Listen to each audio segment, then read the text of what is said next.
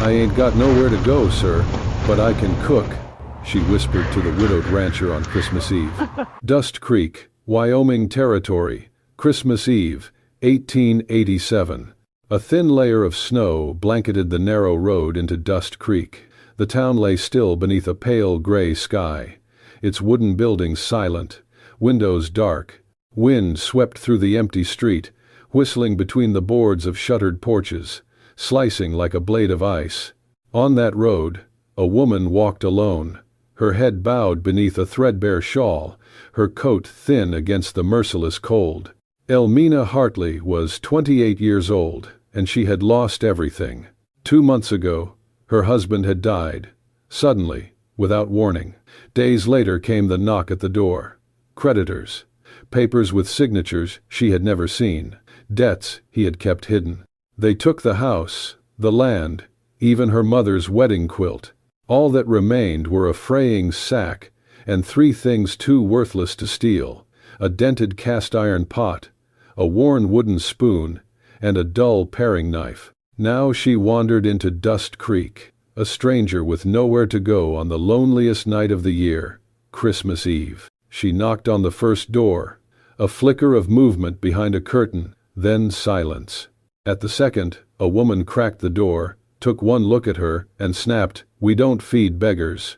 The third door opened briefly before a man grunted, "No charity here. Try the mission, if it's open."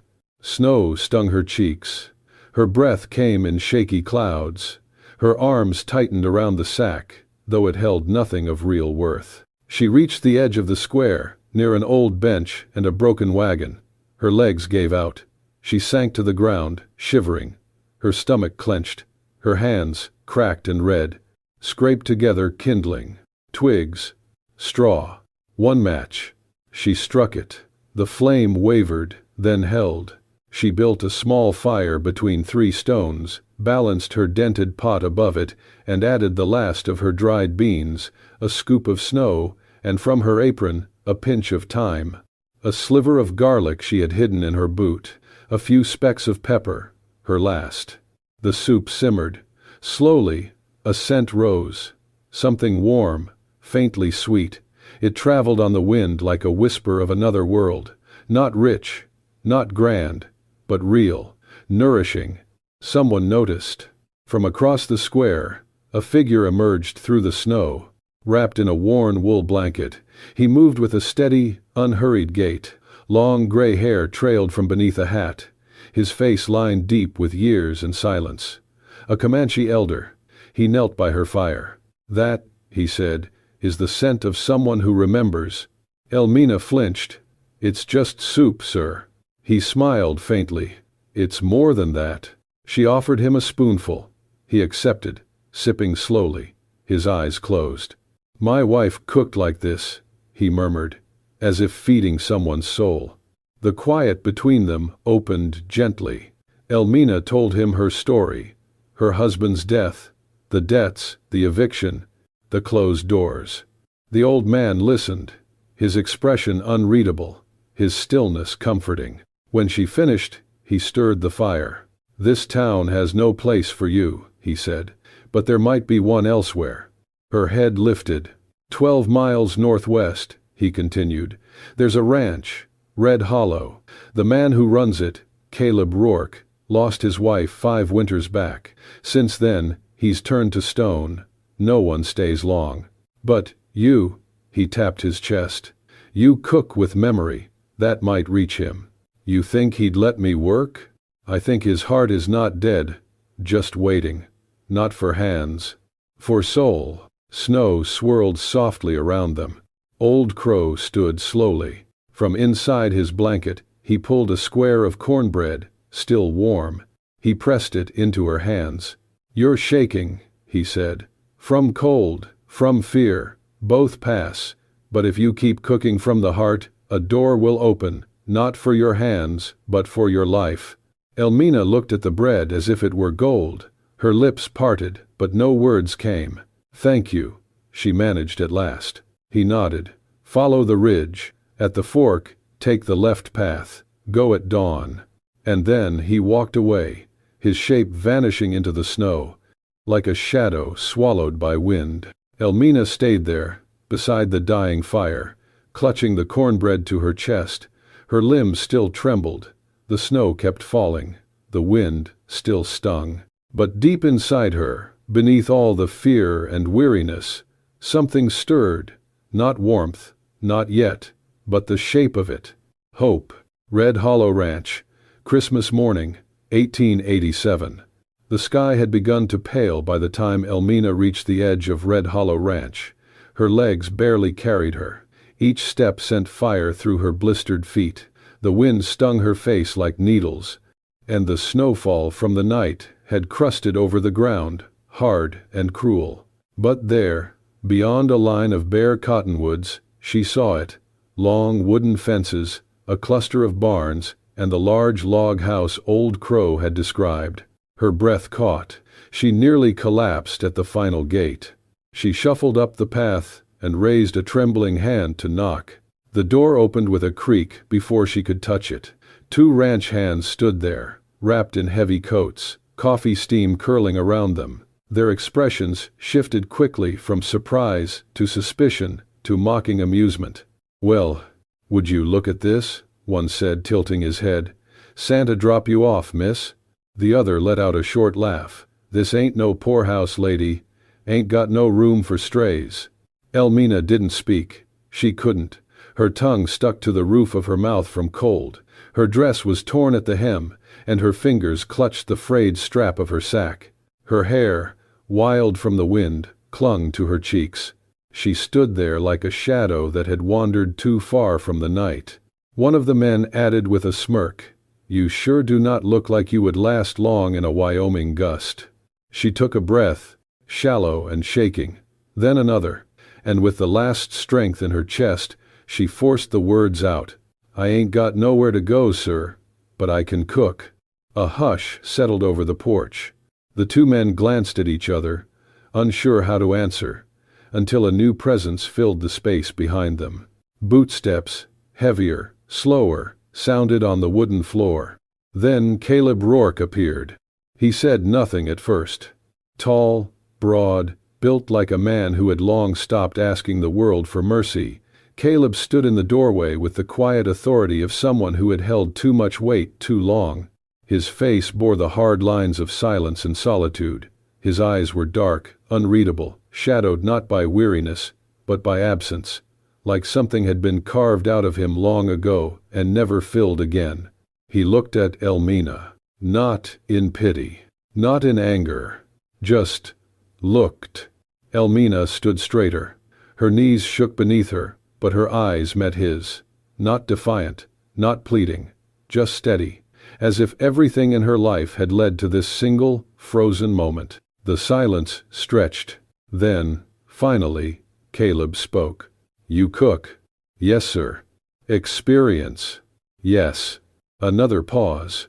The wind whistled across the yard behind her, lifting snow from the porch. The two ranch hands waited, barely breathing. Caleb studied her face, as though trying to solve a riddle he did not remember asking. Then he nodded once. 7 days. She blinked. "Sir?" 7 days to prove you are worth feeding this crew. You cook, they eat. If they work better because of it, you stay. If not, you leave. Elmina swallowed. Her voice cracked. "Yes, sir." "It is not charity," he said flatly. "I understand." He turned to the men. "Show her the kitchen, and give her the back room. It is empty." One of them muttered a soft, "Yes, sir," and stepped aside. Elmina followed, almost stumbling as her frozen legs tried to move again. As she passed through the doorway into the dim hallway of the main house, she felt Caleb's gaze on her back. She did not turn around. He watched her until the shadows swallowed her figure.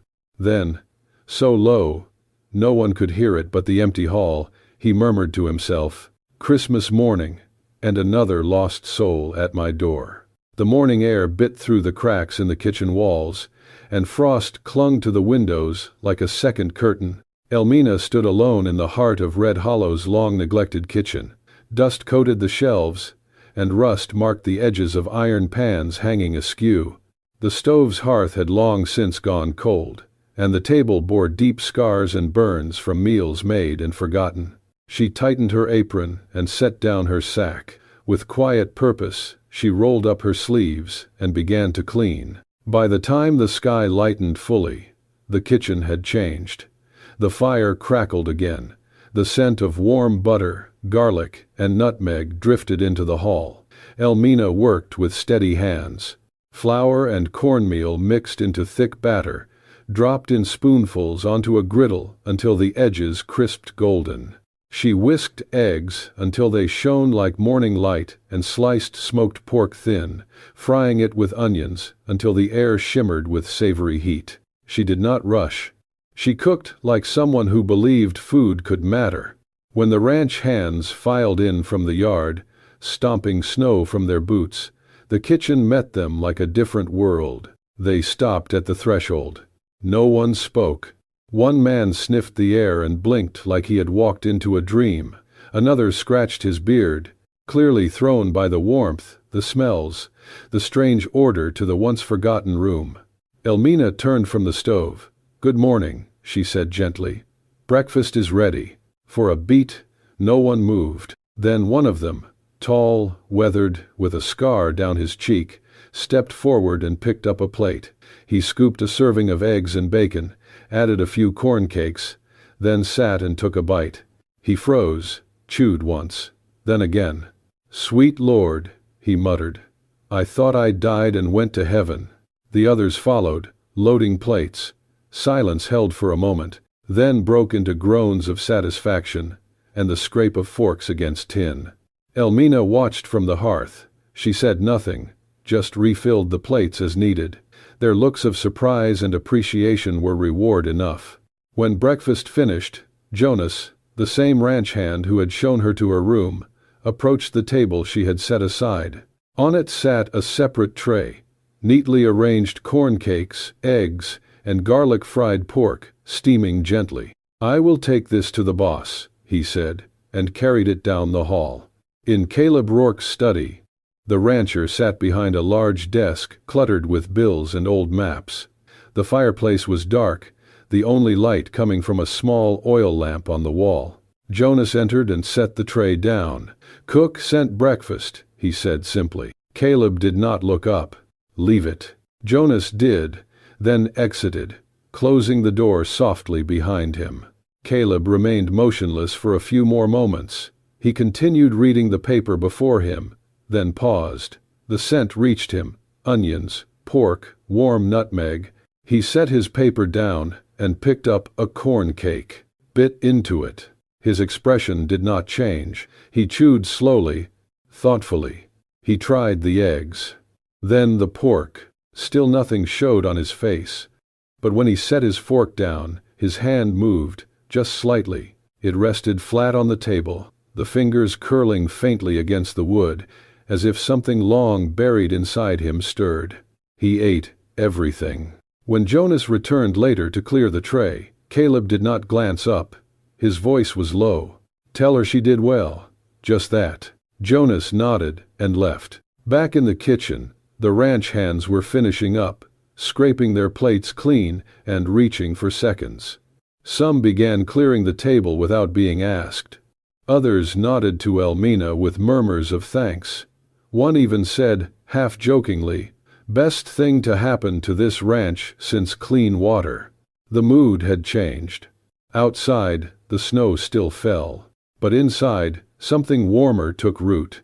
By the end of the day, work moved more smoothly. Fewer arguments, more laughter. Men took extra shifts without grumbling. The ranch, for the first time in a long while, felt less like a machine and more like a home. Elmina wiped down the counter as the last light faded through the frost-covered window. She did not smile. But something softened in her eyes. Not hope. Not yet. But something close. The days passed in quiet rhythm, and Elmina grew more accustomed to the daily motions of life at the ranch. She rose before the sun, prepped breakfast before the frost had melted from the windows, and worked long past dusk. Her food had not just filled stomachs, It had begun to mend something unseen in the men who ate it. Many of them treated her with simple, wordless respect. But not all. 3 of the younger ranch hands had started to linger longer than necessary in the kitchen. Their laughter echoed louder when she passed. Their eyes lingered too long. The compliments, at first clumsy, soon twisted into something colder, more cutting. "Smells better in here every day," one of them said, leaning in the doorway with a smirk. "And I ain't talking about the biscuits." Elmina kept her back turned, kneading dough, her jaw tightening. Another added, "Bet she's sweeter than that cornbread, too." The third laughed, loud and mean. "Wonder if she needs company in that little room of hers." She bit the inside of her cheek, refusing to show them her trembling. She focused on her task, shaping dough, brushing it with melted butter, slipping it into the oven. But the heat of the stove did little to ease the chill of humiliation crawling up her spine. Then, one morning, the words cut deeper than before. As she bent to lift a heavy pot from the hearth, one of them stepped too close behind her. "Well now," he drawled, voice low and smug, "a girl like you must get real lonely come nightfall. Why don't you let me fix that for you?" The words hit like a slap. She stiffened, heart pounding. Her eyes burned, a mix of fury and shame welling inside her. And then, the kitchen door creaked open. Caleb Rourke stepped in. He did not storm. He did not shout.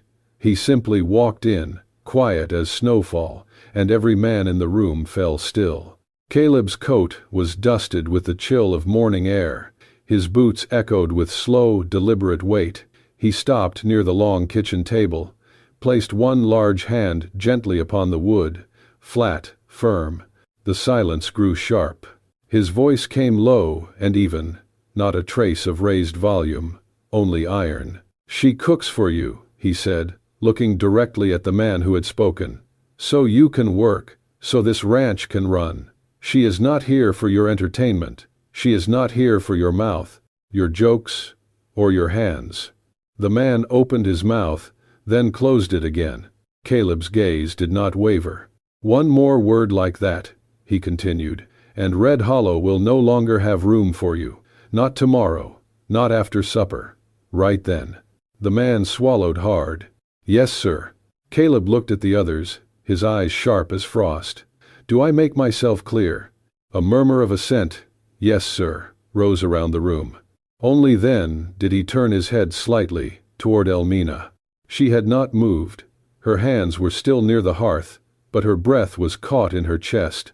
Their eyes met, and in that moment, something in his face changed. Just for a breath, the hardness remained, but beneath it there was a flicker of concern, of apology, not loud, not dramatic, but real. Caleb inclined his head just a little, not a bow, not a grand gesture, but enough. Elmina blinked once, then lowered her eyes. Her hands resumed their work, steady again. Without another word, Caleb turned, stepped out onto the porch, and let the door ease shut behind him. In the kitchen, no one said a thing. The men finished their meal in silence. When they left, one or two nodded at her, not mockingly this time, but as if unsure how to offer something better. She remained at the stove, quietly brushing the tops of the biscuits with butter. Her fingers no longer shook. Something had shifted, not just in the air, but in her. She had been defended, not with fists or fury, but with quiet certainty. And that, somehow, was stronger. The days passed, marked not by any grand event, but by the quiet rhythm of winter and work. Elmina found comfort in repetition, kneading dough, boiling beans, dicing onions with the dull knife she carried from Dust Creek. The kitchen no longer felt like a place she borrowed. It was beginning to feel like something else entirely. Not hers, perhaps, but not foreign either. Then came the small changes. One morning, she noticed the door to her room no longer creaked when she opened it. The hinges had been oiled, the frame sanded smooth. A day later, a narrow rug appeared by her bed, a deep burgundy color, simple but clean. And when the cold wind rattled the single-pane window, she reached for the curtain and found a new pull-string attached, sturdy, knotted carefully. She said nothing, but she knew who had done it. Caleb never mentioned the repairs, never sought thanks or offered explanation. He came and went as always, silent and watchful. But he began to linger near the kitchen. Sometimes he would step in just before sunrise, when the fire was still low and the room smelled of coffee and ash. "The wood was wet this morning," he said once, nodding toward the pile near the stove. "I'll have someone bring a dryer stack closer." Another time, "The draft near the oven is pulling heat. I will tell Jonas to patch the vent before supper." He never stayed long, never spoke more than a few lines, yet each word was weighted with quiet awareness. He noticed things, and through his brief visits he made it known she mattered enough to be noticed. Elmina began to look forward to those short exchanges. Once, as they stood side by side checking the pantry stock, she asked, "Do you always run the ranch this closely?" He shrugged. "Not always. Just when there's something that needs doing." She glanced sideways. "And you think the oven draft counts as something needing doing?" His mouth quirked slightly. Not a smile, but the ghost of one. "Cold food is bad for morale." That made her laugh, and his eyes flicked toward her, startled by the sound. Over time, their conversations deepened. Never forced, never dramatic, just pieces, shared between the clatter of pans and the hush of falling snow. He spoke of his wife, not by name, but by absence, of the stillness left behind in the house, the hollowness of rooms that once held music, now filled only with routine. She spoke of her husband, the debts, the way she never saw ruin coming until it knocked on the door with a sheriff's seal. She did not cry, nor did he try to comfort her. "I don't think he meant harm," she said once, slicing onions with care. "He was just tired. And some men get mean when they're tired too long." Caleb nodded. "Some do."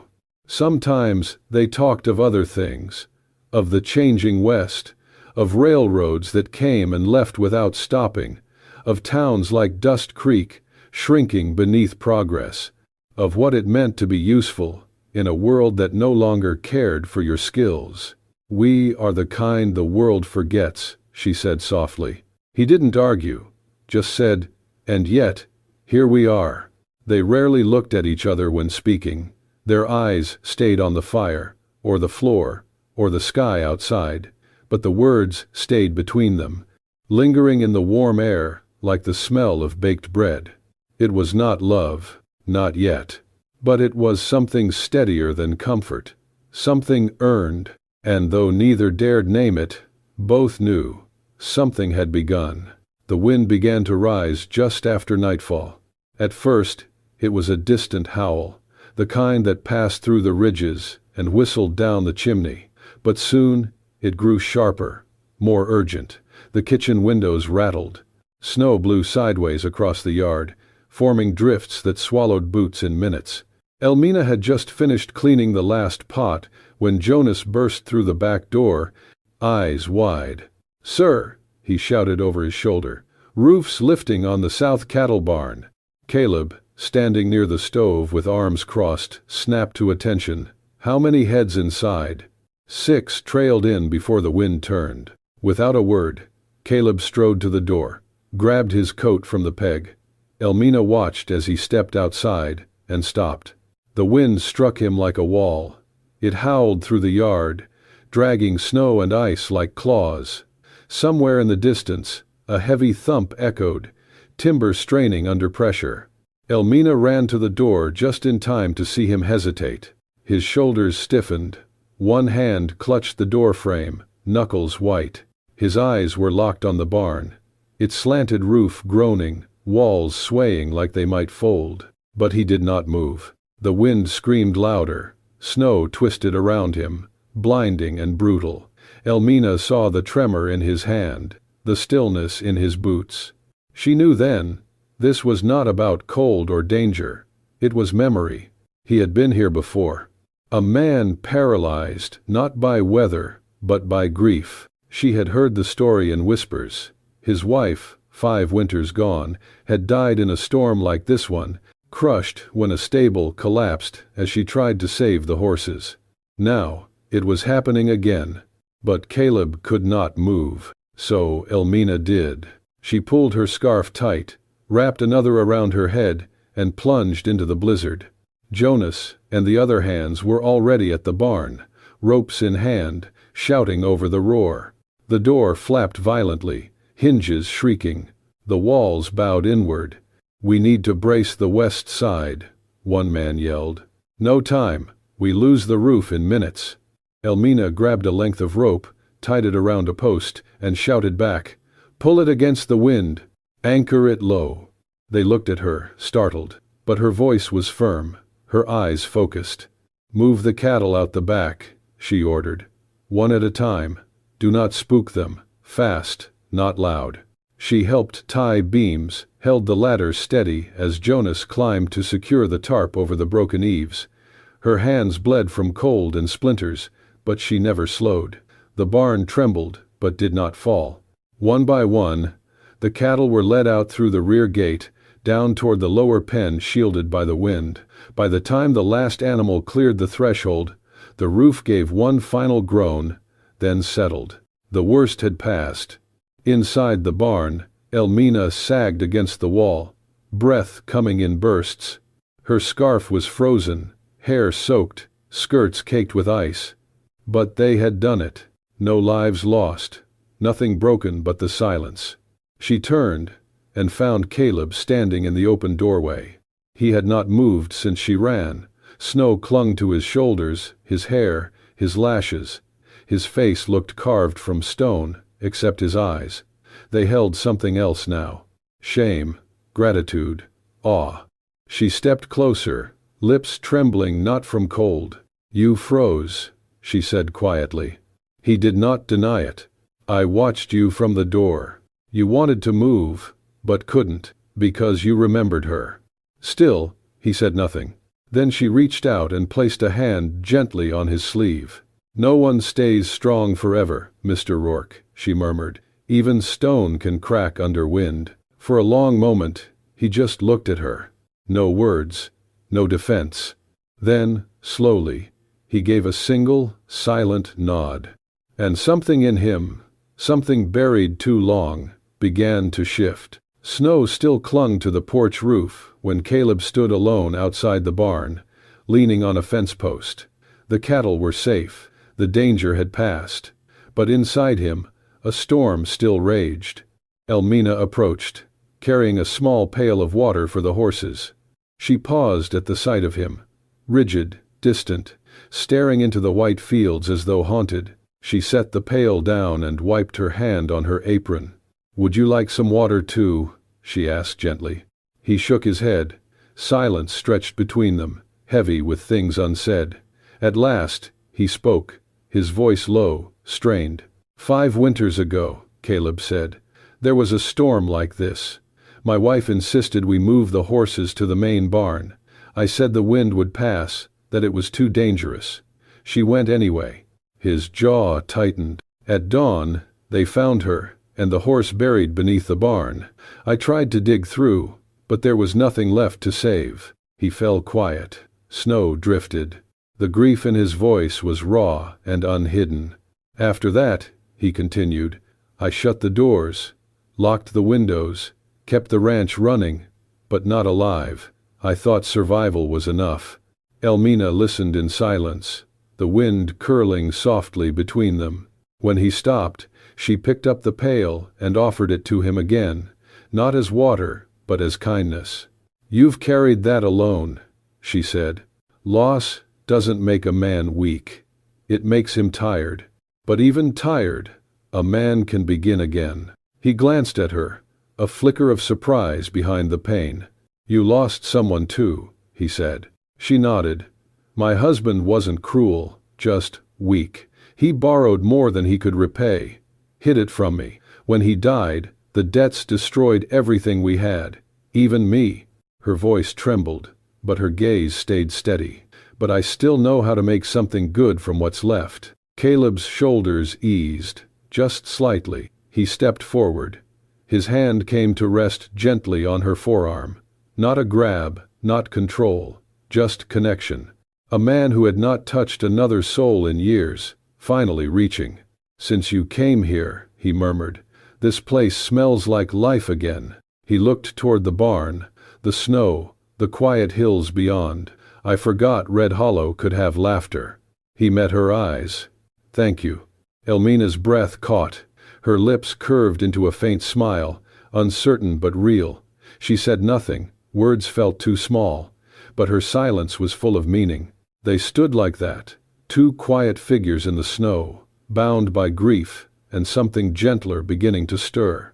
The air still bit with cold, but the silence between them warmed. Then Caleb did something unexpected. He reached into his coat and pulled out a scarf, soft, faded, worn by time. He placed it in her hands. No words, no explanation, but the meaning was clear. It had once belonged to someone he loved, and now he passed it on. Elmina looked down at it, fingers curling slowly around the fabric. Beneath the winter sky, in the hush after storm, something fragile sparked between two souls who thought they would never feel again. Healing, quiet and real, had begun. Snow fell gently on Red Hollow Ranch as night settled in. 1 year had passed since Elmina first arrived, cold and desperate, on that distant Christmas morning. Now the kitchen glowed with warmth and candlelight. The long table was set with care: roasted venison, baked apples, spiced carrots, and fresh cornbread resting in woven baskets. A pie cooled on the windowsill, its cinnamon scent mingling with the crackle of firewood. Outside, ranch hands gathered around the bunkhouse porch, strumming a fiddle and singing carols out of tune but full of joy. Laughter rose through the snowy air, echoing across the quiet fields. Inside, Elmina made final adjustments to the table, straightening a folded cloth, adjusting a dish. Her hair was pinned neatly, her apron freshly pressed. She moved with quiet confidence, no longer the trembling stranger who had once stood on that very porch, begging for a chance. The door opened behind her. Caleb Rourke stepped into the room, brushing snow from his coat. His shoulders, once hunched with old grief, now stood tall. His eyes, once distant and unreadable, found hers immediately. A long silence stretched between them, not uncomfortable, just full.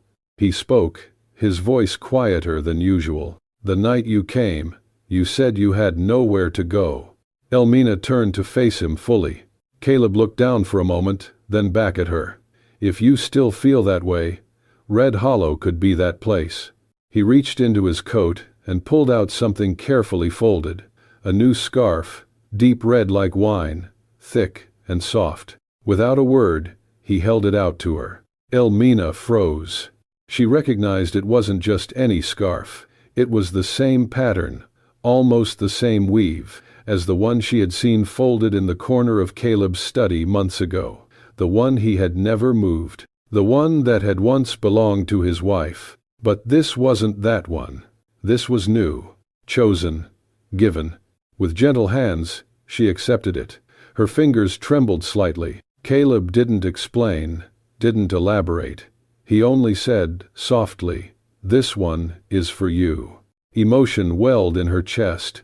She blinked quickly and whispered, "My road doesn't wander anymore, Mr. Rourke. Not if you'll have me here." He didn't smile. Not fully, but something warmer than any smile reached his eyes. Then, without a word, he stepped closer and touched his fingers lightly to the back of her hand. A small, simple gesture, but it carried everything he couldn't yet say. Behind them, the ranch hands poured through the door, singing, stomping snow from their boots, raising mugs in cheer. The room filled with noise and life. The warmth of food and fire wrapped around them all. But in that quiet space between Elmina and Caleb, something even warmer had been kindled. She draped the scarf over her shoulders, fingers tracing the fabric. He lingered a moment longer, then turned to join the others, his stride slower than usual, as if savoring the air. Elmina watched him go, then looked out the frosted window. Snow continued to fall, blanketing Red Hollow in soft light. She closed her eyes briefly, breathing it in. For the first time in years, she felt steady. She felt home. And that's how a wandering cook and a stone-hearted widower found their way back to warmth on a cold Wyoming Christmas. Red Hollow Ranch stood quiet in the snow, but something tender had begun to bloom, slow, steady, and strong. If this story stirred something in you, hit that hype button and let your heart be counted. Subscribe to Wild West Love Stories for more tales of grit, grace, and romance that lingers like the last light over the prairie. Out here on the frontier, every love story leaves an echo. Stay with us, there's more trail ahead.